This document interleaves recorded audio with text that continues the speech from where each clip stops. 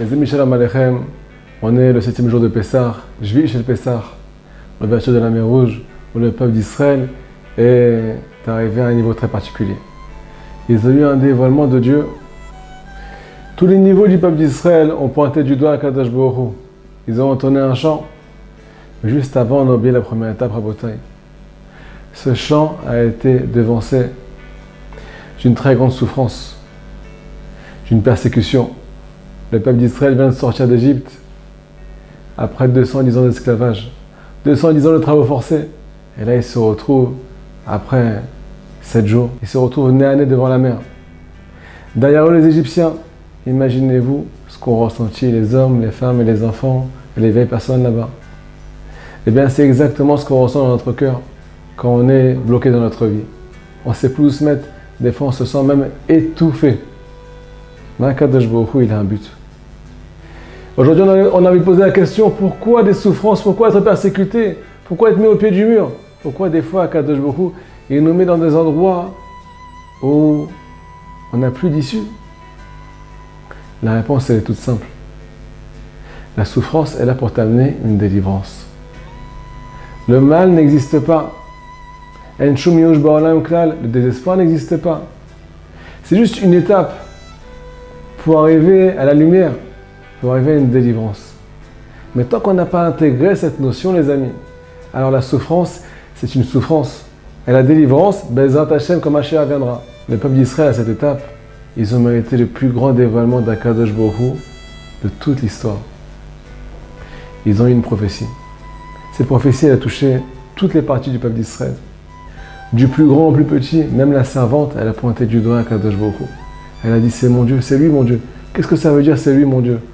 Ça veut dire que c'est lui à toutes les étapes. C'est lui qui est avec moi dans la souffrance. Et cette souffrance, elle n'a pas pour but de souffrir. Elle a pour but de m'amener à la délivrance, de m'ouvrir les portes, de m'ouvrir la mer Rouge, de me dévoiler. Qu'après la pénombre, il y a la lumière. Après les contractions, il y a un accouchement, il y a une renaissance. Cette lumière, ils l'ont méritée pendant l'ouverture de la mer Rouge. Et c'est pour ça qu'ils ont entonné un chant. C'est quoi un chant? C'est une exaltation. C'est passer du froid au chaud. Ils étaient dans la plus grande souffrance et ils sont arrivés à la plus grande joie. Quand ils ont compris que le but des épreuves, c'était d'être délivrés. C'est comme ça qu'on chante, les amis. Et on peut chanter, j'ai envie de vous dire, à tous les instants de notre vie. Si dans les périodes difficiles, on comprend que Hachem a un seul but, nous amener à quelque chose de meilleur. Maintenant, on peut comprendre, les amis, encore quelque chose d'extraordinaire, mais incompréhensif. Il y a marqué dans la Gemara qu'il y a 3 choses qui s'acquièrent avec difficulté, avec souffrance. La Torah, notre Torah, nous les Juifs. Le Olam Haba, le monde futur. Aïn Lorata, personne n'a vu ce qui se passe là-bas. Troisièmement, la terre d'Israël.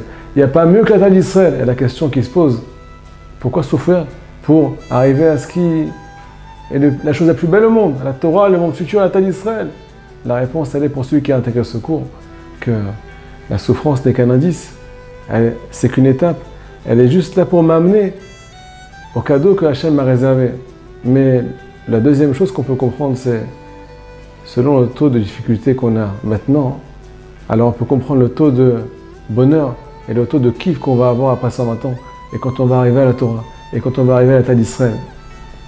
Ce dévoilement, c'est le dévoilement du 7e jour de Pessah.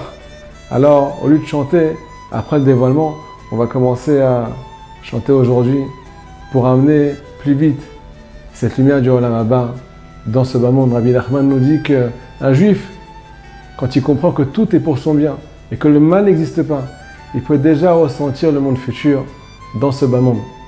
Chazak u'Baruch.